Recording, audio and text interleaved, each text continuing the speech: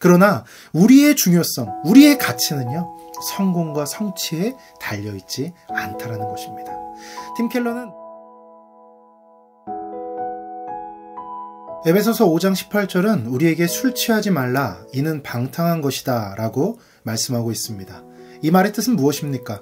우리가 술에 취하게 되면 우리가 갖는 생각, 우리가 하고자 하는 의지, 이런 것과는 상관없이 술에 의해서 우리가 휘둘리면서 우리가 방탕함으로, 죄악으로 빠질 수 있는 그러한 연계를 이야기하고 있는 것입니다. 팀 켈러는 자신의 책에서 한 상담가를 소개하고 있습니다. 그의 이름은 메리 벨입니다.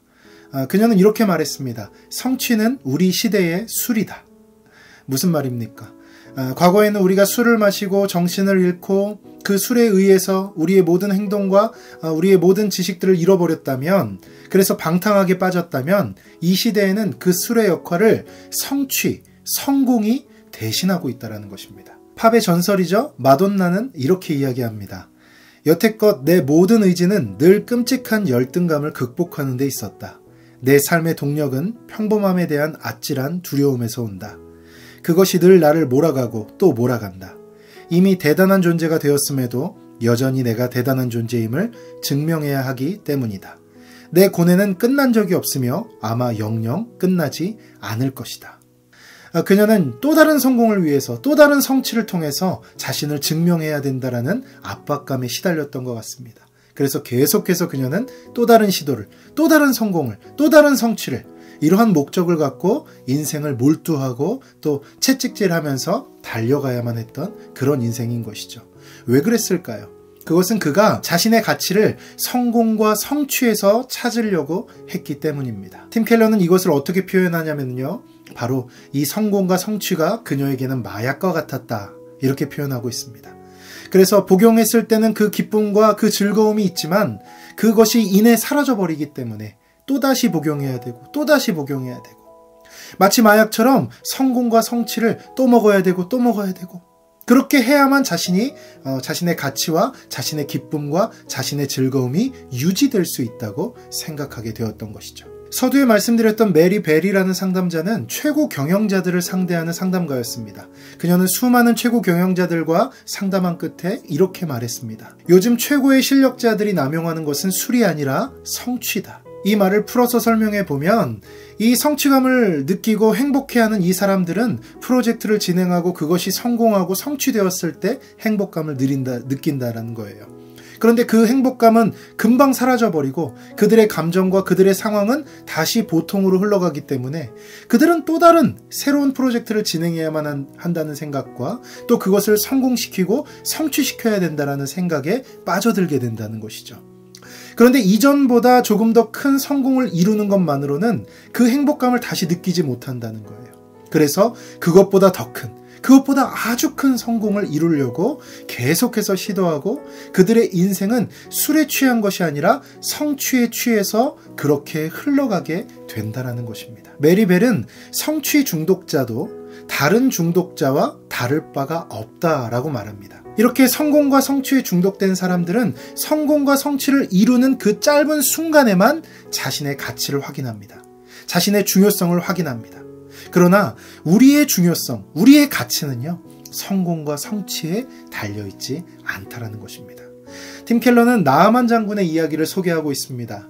여러분, 나아만 장군은요, 아람이라는 그 강대국에 엄청난 위치에 있던 장군이었습니다. 그 나라에서는 절대로 빼놓을 수 없는, 절대로 내쳐질 수 없는 그런 사람으로 여겨졌습니다. 그런데 그 사람에게 문제가 있었습니다. 바로 나병에 걸리게 된 것입니다. 그 사람은 사회적으로 높은 성취를 이루었고 성공도 이루었습니다. 그는 어떻게 하면 성공할 수 있는지, 어떻게 하면 성취할 수 있는지를 잘 아는 사람이었죠. 그러나 그에게 나병이라는 그 고통이 닥쳤는데 그것을 도저히 자기 힘으로 해결할 수 없었던 것입니다. 그는 우연한 기회에 여종을 통해서 이 사무엘이라는 사람이 이스라엘에 있는데 그 사람을 통하면 병을 고칠 수 있다라는 이야기를 듣게 됩니다. 그리고 그는 그것을 자신의 나라 아람 왕에게 말하고 그의 추천서를 받아서 또 재물들을 받아서 이스라엘 왕을 찾아갑니다. 이 방식은요, 그가 그동안 성공했던, 성취했던 방식입니다. 유력한 사람의 추천서를 받아서 또 재물을 들고 어떤 사람을 찾아가면 그곳에서 성취가 일어나고 성공이 일어났던 것이죠.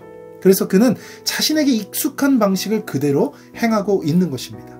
그런데 이스라엘 왕에게 갔더니요, 전혀 다른 일이 일어나요. 이스라엘 왕은 이걸 선전포고로 들었습니다. 그래서 옷을 찢으면서 나 지금 아람 왕이 우리를 쳐들어오려고 한 것 아니냐. 아니 내가 하나님이냐. 어떻게 이 사람의 이 나병을 낫게 하냐. 나는 하나님이 아니다. 이러면서 이스라엘 왕이 전혀 다른 모습을 보여주게 되죠. 그리고 그 소식을 들은 엘리사가 그 나아만 장군을 자신의 집으로 초대합니다. 그런데 이 나아만 장군이 그 엘리사에게 갔을 때 전혀 자기가 생각하지 못한 상황과 일들이 벌어지게 됩니다. 그것은 무엇이었냐면 엘리사가 나와보지도 않는 거예요. 자기처럼 대단한 사람이 왔는데 엘리사가 나와보지도 않는 것입니다. 게다가 엘리사는 자신의 종을 보내서 나아만 장군에게 한다는 말이 저쪽에 가면 저기 요단강이 있습니다. 그 요단강에 들어가서 몸을 좀 7번 씻으십시오.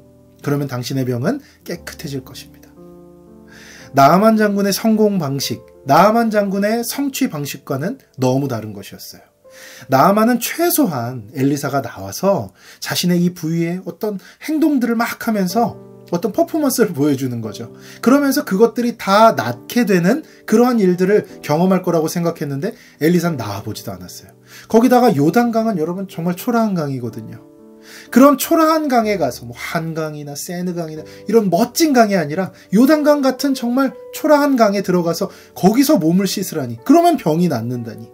이것은 나아만이 그동안 해왔던 성취의 방식, 성공의 방식과는 너무나도 다른 것이었습니다. 그런데 나아만은 어떻게 했습니까?